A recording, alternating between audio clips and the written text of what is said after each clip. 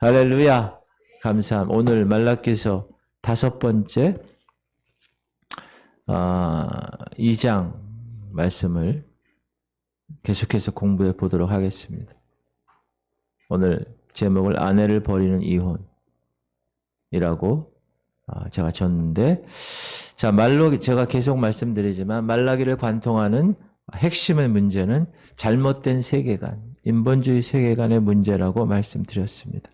하나님은 이스라엘 백성들을 변함없이 사랑하신다고 얘기하시는데도 불구하고 이스라엘 백성들은 하나님이 당신이 언제 우리를 사랑했습니까? 만약에 사랑한다면 이렇게 우리가 힘들게 살아갑니까? 라고 반문을 하게 되고, 그런 질문에 깊숙이 도사리고 있는 것이 바로 세속적인 세계관이라고 말씀드렸습니다. 내가 원하는 대로 이루어지지 않는 하나님, 그런 하나님에게는 난 실망해. 그런 하나님에 대해서 사랑 식어졌어. 하나님이 원하시는 하나님의 백성이 아니라 내가 원하는 대로 역사하지 않는 하나님. 그래서 그 결과 어떻게 됐습니까? 자기 소견대로, 소견에 옳은 대로 살게 되었습니다. 우리의 경건 생활에 많은 부작용이 생기게 되었습니다. 하나님의 사랑이 식어지니까 하나님이 나에게 대해서 무엇을 원하신가에 대해서는 별로 관심이 없어졌습니다. 그냥 하나님 나 사랑하지 않는구나. 모든 것이 번거롭고 귀찮고 삶이 힘들구나. 이러한 세속적 세계관에 잘못된 생각에 빠져 들어가게 됐습니다. 그래서 예배가 가식적인 예배가 되었습니다. 어쩔 수 없이. 목사도 어쩔 수 없이 예배 인도하고, 성도들도 어쩔 수 없이 그냥 일주일에 한 번 나와 예배 드리는, 제사장들 먹고 사는 문제에 전전긍긍하는 그런 모습, 말씀 전하고 예배 인도하고 어떻게 하면 성도들을 성숙한 백성으로 이끌 것인가 생각하지 않고 그냥 그 일이 귀찮은 일로 여겨지고, 그리고 지난 시간에 결혼에 관한 그 생각들이 다 해이해지고 이방신들의 딸들과 결혼하게 되고, 근데 하나님은 그것을 가증한 것이라고 말씀을 하고 책망을 하십니다. 왜 하나님 허락한 약속의 땅에 왜 그 있는 사람들 잔인하게 다 이방 민족들을 다 진멸해야 하는가? 어제 그 사람들이 네 아들들을 유혹해서 여호와 하나님으로부터 떠나 다른 신들을 음란하게 섬길 것인 것이 자명하기에 하나님이 그렇게 말씀하신 것입니다. 믿지 않는 사람과 결혼해서 믿게 하면 되죠. 구원은 하나님의 전적인 손에 달려 있는데 내가 그렇게 해서 결혼했다. 그건 교만이라고 말씀드렸습니다. 내가 구원을 받게 할 수 있는가?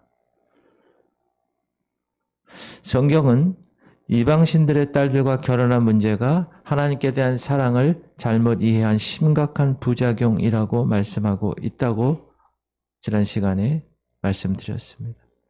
그러나 이미 불신자와 결혼한 사람, 그 사람은 최선을 다하여 그 가정을 지키고 부부가 서로 사랑하되 신앙으로 불신자 배우자를 이끌어야 한다고 말씀드렸습니다.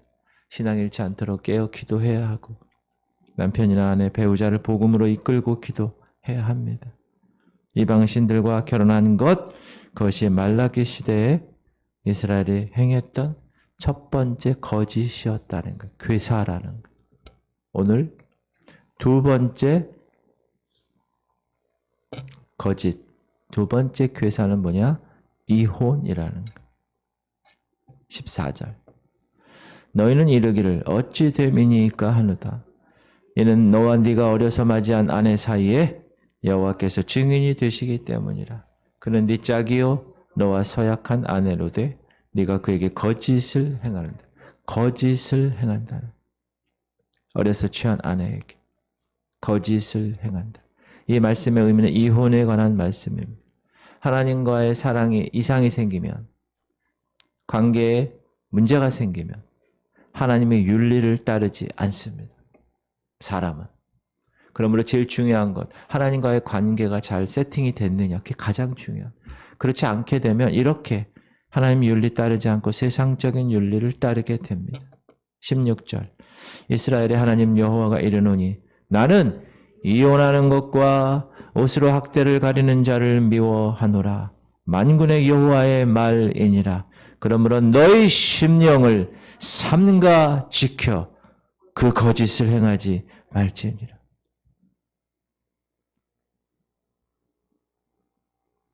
하나님이 미워하신다고 그랬어요. 심령을 지키라고 그랬어요. 그렇지 못하니까 어떻게 됩니까? 아내들이 웁니다. 13절 너희가 이런 일도 행하려니 곧 눈물과 울음과 탄식으로 여호와의 제단을 가리게 하는도다. 그러므로 여호와께서 다시는 너희 봉헌물을 돌아보지도 아니하시며 그것을 너희 손에서 기꺼이 받지도 아니하시거늘 눈물과 탄식으로 여호와의 단을 가리우게 한다. 여러분 이거는 결혼해서 아내를 울리는 일이 한 번이라도 있으면 그게 여호와의 단을 가리는 일이라고 적용하는 것. 물론 아내를 울리거나 남편의 마음을 아프게 하는 건 안 되지만 여기서 말하는 것은 그게 아니고 잘 들으세요. 젊은 날에 정말 함께 뼈 빠지게 일했어요. 그래서 어느 정도 기반을 이루어 살 만큼 재산을 모으게 되었습니다. 그런 후에 세상 여유가 생겼어요. 아휴, 이렇게 한숨을 쉬어 보니까 아내가 젊은 날에 그 사근사근한 아내가 아닙니다. 고생으로 얼굴은 상했고 몸매는 전형적인 아줌마 몸매가 되었고 젊은 날에 그 부드럽고 애교 많은 모습이 아닙니다. 그러니까 딴 생각이 난 겁니다. 다른 여자 만나고 바람을 피운 겁니다. 괜히 아내를 멀리하고 괜히 아내를 구박합니다. 아이 낳고 고생해서 그 고생의 흔적이 역력한 얼굴에 그렇게 드러나는 그 얼굴을 매력 없다고 합니다. 그러면서 이제 좀 돈 있고 이제 좀 여유 있으니 엉뚱한 짓을 하는 것, 그것을 얘기하는 것. 그것이 바로 아내의 눈에서 흘리는 눈물입니다. 그런 사람 하나님이 너희 헌물 받지 않을 거야. 네가 드리는 예물, 네가 드리는 예배, 네가 드리는 헌신 다 거짓말이다. 그래서 하나님의 마음이 상하신 거예요. 하나님이 속상하신 거예요. 하나님이 지금 그래서 탄식하시는 거예요. 이렇게 말씀드리니까 아유, 그건 남자들만의 문제라고 생각하시는 분이 있을지 모릅니다. 그러나 지금 이 시대는 여성 상위 시대예요. 제가 보니까 그래요. 남자와 여자의 성적 일탈이 별 차이가 없는 시대입니다. 이것은 남자와 여자를 떠나서 성적 일탈을 부추기는 시대를 향한 하나님의 경고입니다. 이 시대. 이 시대는요, 제가 어렸을 때랑 이 성에 관한 이 관념과 개념이 달라졌어요. 그런데 중요한 것은 하나님과의 관계가 잘못되고 사랑이 식어지면 이런 행동을 하고서도 어찌되면요. 내 문제가 뭐가 있어요. 다 그렇게 하는데 어찌됨입니까? 14절 너희는 이르기를 어찌됨이니까 하는도다. 이는 너와 네가 어려서 맞이한 아내 사이에 여호와께서 증인이 되시기 때문에. 여러분 결혼할 때 어떻게 하셨어요? 목사님 앞에서 선서하죠. 그 목사님이 누구예요? 하나님의 대리인이에요. 딱. 저는 이 여인과 결혼할 때 검은 머리, 팥뿌리, 한 머리 될 때까지 이 여인만을 사랑하며 저도 그렇게 결혼했어요. 그래서 지금도 같이 살잖아요. 아직 팥뿌리가 아직 안 돼가지고. 하나님의 사랑이 식어지면 하나님의 사랑이 느껴지지 않으면 이렇게 윤리적인 불감증에 걸리게 된다. 뭐가 잘못이고 뭐가 아내와 남편을 불행하게 만드는 일인지에 대한 감각을 상실해버리는 거예요. 그런 감각이 없는 거예요. 우리 16절 다시 읽으면 이스라엘 하나님 여호와가 이르노니 나는 이혼하는 것과 옷으로 학대를 가리는 자를 미워하노라. 만군의 여호와의 말이니라. 그러므로 너희 심령을 삼가 지켜 거짓을 행하지 말지니라. 옷으로 학대를 가리는 자. 이 학대라는 말은 말 그대로 학대를 의미하는데 유대인에게서 옷은 부부관계를 이야기합니다. 부부관계. 룻기서에 보면 이 룻이 보아스에게 당신의 옷자락으로 나를 덮으소서. 아주 시적이죠. 당신의 옷자락으로 나를 덮으소서. 그거는 부부관계를 의미하는 것입니다. 그러므로 옷으로 학대를 가리는 자는 이건 뭐냐? 부부관계를 불성실하게 하는 것입니다. 결국 이것은 뭡니까? 앞에서 얘기한 아내의 눈에서 눈물 나게 하는 거예요. 그 아내들이 흘린 눈물이 여호와의 단을 가릴 정도가 됐다는 거예요. 얼마나 눈물을 많이 흘리면. 하나님과의 사랑이 일단 식어지게 되면 정상적인 윤리가 사라지게 되고 이것은 성적 일탈과 부부관계의 즐거움조차 빼앗기게 된다라는 겁니다. 그것이 부작용이라는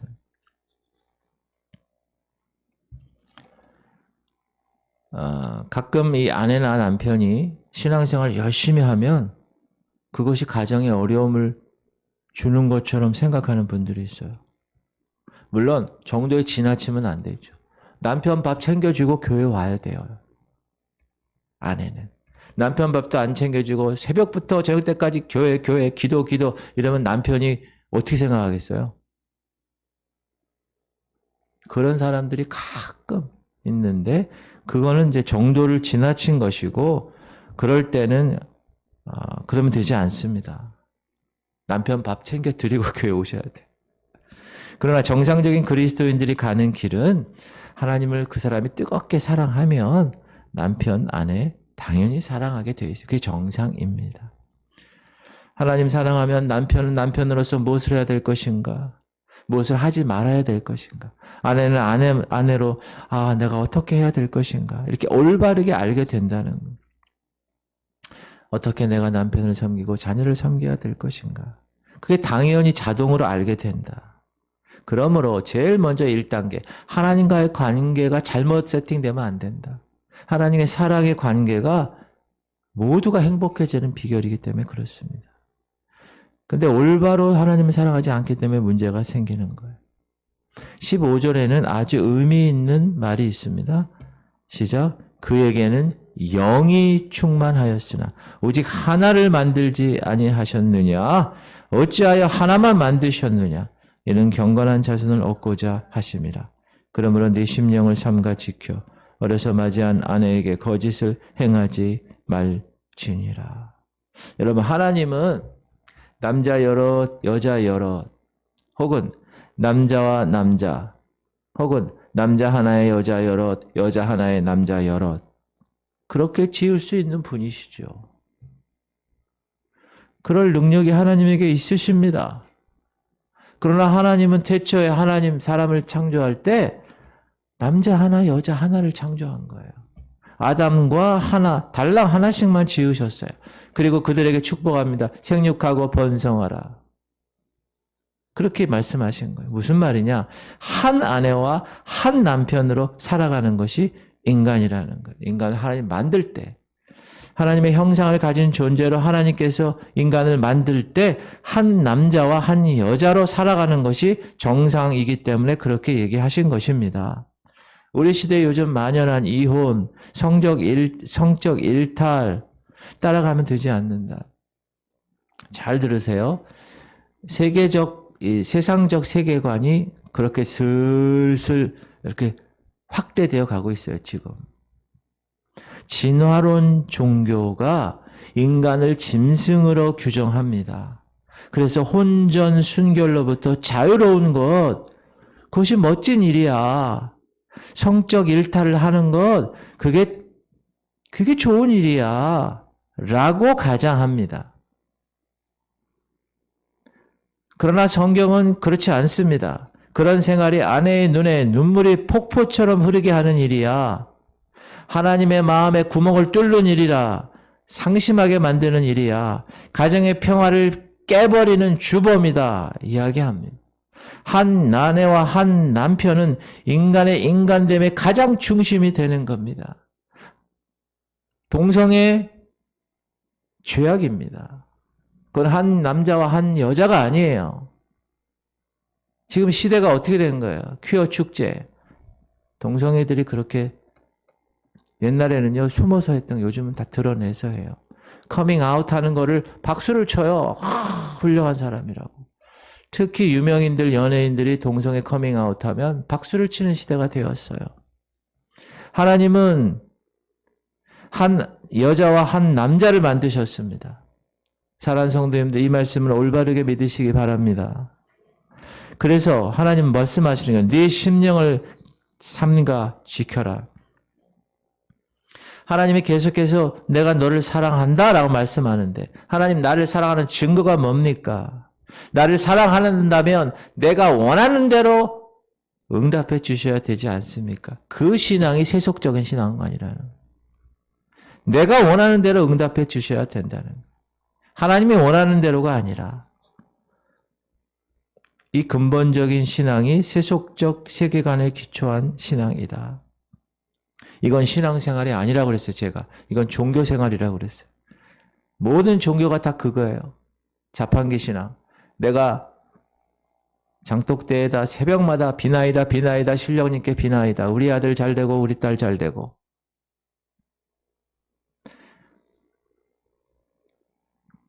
하나님께서 원하시는 것 관심이 없어요. 내가 원하는 것만 관심이 있어요. 그래서 하나님이 원하시는 대로 내 삶을 바꾸고 내 생각을 바꾸고 윤리와 성품이 바뀌는 것이 아니라 내가 원하는 것, 내가 좋아하는 것 들어주시는 하나님만 사랑하는 것. 그것이 무속신앙입니다. 이런 그리스도인, 불신자와 결혼하는 거, 그까이 거 아무것도 아닙니다. 돈만 잘 벌고 인물 잘 나면 되는 거 아닙니까? 어디 그것뿐입니까? 성적 일탈. 그거 할 수 있는 거 아닙니까? 요즘 시대가 다 그래. 다른 사람들도 다 합니다. 여러분 남자들 모이면 뭔 얘기하는지 아세요? 다 남자치고 그런 얘기만 하는 거예요. 군대 가면 다 그런 얘기만 해. 요즘은 모르겠어요. 이 시대 정신이 그렇게 변했다는 거예요. 거기에 깊숙이 물들었다는 거예요. 하나님의 마음을 상하는 거예요. 예배를 형식적으로 하게 되는 거예요. 부부관계도 불성실한 거예요. 가정 돌보지 않습니다. 우리가 하나님을 사랑하는 것이 예배하는 거 잘하고 기도하는 거 잘하고 말씀 받는 거 잘하는 걸로 좁히지 말아야 합니다. 하나님을 사랑하는 것, 따라합시다. 하나님을 사랑하는 것은 하나님이 기뻐하시는 삶을 사는 것입니다.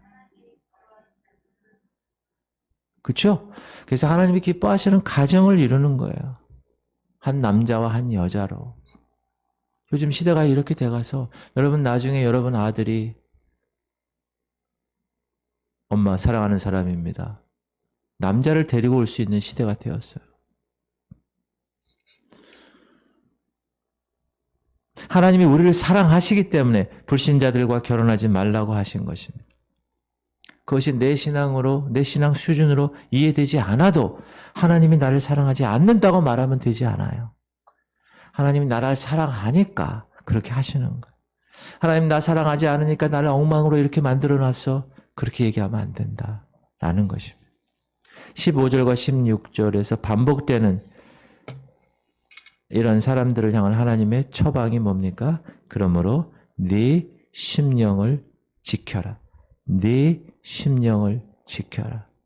Take heed to your spirit. 지킬 만한 것보다 마음을 지키라. 우리의 마음, 우리의 영이에요. 여기서는 spirit, 영이에요. 우리의 영과 이 heart, 이 마음과는 성경에서 번역을 이렇게 똑같이 하는 경우도 많이 있거든요. 우리의 마음을, 우리의 영을 타락한 육체가 이끄는 대로 그대로 놓아두지 말라는 거예요. 세상 정신, 시대 정신에 따라가는 거. 야, 다 그렇게 해요, 요즘. 요즘 돈 많은 남자들 보면요. 다 그렇게 해요. 라고 생각하는 시대 정신. 그걸 따라가면 안 된다. 그걸 방치하면 안 된다. 아내의 눈에서 눈물이 흐르게 하면 되지 않는다. 가정이 파탄이 날 수밖에 없는 거죠. 그래서 하나님 얘기하는 거예요. 하나님을 사랑하니? 그럼 네 마음을 삼가해라. Take heed. 주의를 기울여. 주의해. 너 마음의 방향이 지금 어디로 가고 있니? 어디를 향하고 있니? 올바르게 살펴. 네가 왜 하나님 나 사랑하지 않는구나. 그렇게 네가 왜 결론 내리고 왜 네가 그래서 불평과 그 불만의 삶으로 네 삶을 채워가니?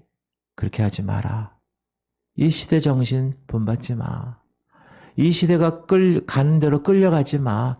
그것은 멋지게 보이지? 그렇지 않아. 시작. 너는 이 세대를 본받지 말고 오직 마음을 새롭게 함으로 변화를 받아 하나님의 선하시고 기뻐하시고 온전한 뜻이 무엇인지 분별하도록 하라. 우리 성경 암송하는 말씀. 여기에 이 세대 본받지 말라고 그러는 거예요. 세상적 세계관 본받지 말아라. 사람들 다 그렇게 해요, 목사님 요즘. 아니에요. 그래도 하나님은 그렇게 하지 말라 그러면 하지 말아야 되는 거예요. 그리고 새롭게 변화를 받는 거예요, 마음이.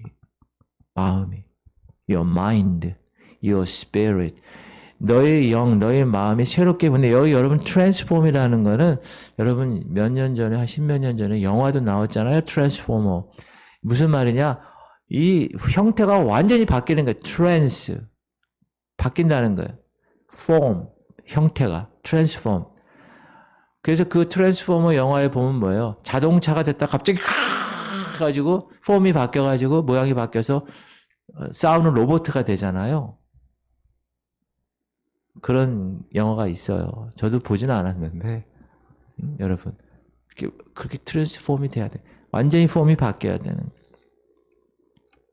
세상을 따라가고 시대 정신에 따라가고 세상의 가치관과 풍조에 따라갔던 것들이 완전히 바뀌어야 돼요. 그래서 여러분 born again, 다시 태어났는지 안 나왔는지 그 사람의 삶을 딱 보면 알아요. 왜? 완전히 바뀌어야 되거든요, 이 폼이. 우리가 영적 불감증에 빠지게 되는 것은 하나님이 날 사랑하지 않으시네. 이런 마음 때문에 그러는 거예요. 그러니까 하나님 싫어하는 거예요. 그러니까 하나님 싫어하는 행동을 하는 거예요, 서슴없이. 도대체 내 아내가 왜 눈물을 흘린다는 거예요? 뭐가 문제요? 돈이 없어? 쌀이 없어? 이렇게 얘기하는 거예요. 이게 문제라는. 말라기 선지자 시대의 문제만 아니라 지금 이 시대도 동일한 문제다. 아무리 더 심한 거예요. 더 심한 거. 제가 어렸을 때랑 여러분 시대적인 이 가치관, 세계관이 완전히 바뀌었어요. 완전히 바뀌었어요. 특히 성적인 것에 관해서.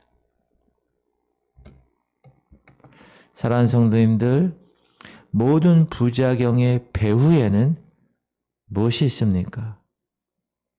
타락한 마음이 가는 대로 놓아두는 마음을 지키지 못하는 불성실함이 있습니다.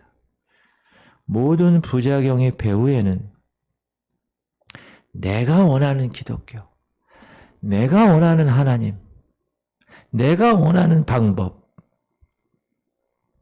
하나님이 원하시는 것, 하나님이 이 목사에게, 하나님이 이 성도들에게 원하시는 것은 생각하지 않고 그것을 올바르게 알려고 하지 않고 내가 원하는 기독교, 내가 원하는 교회, 내가 원하는 가치관으로 변질시키는 잘못된 세계관이 있다는 겁니다. 그러므로 사랑하는 성도님들, 예수 그리스도를 올바르게 믿어야 합니다. 하나님이 원하시는 대로 올바르게 믿어야 올바르게 행하게 되고 그때 개인이 회복되고 그때 가정이 회복되고 여러분 아내와 자녀의 얼굴이 사랑으로 빛이 나고 회복되는 것입니다. 그것은 하나님께서 우리에게 선물로 주시고자 하는 가장 귀한 겁니다.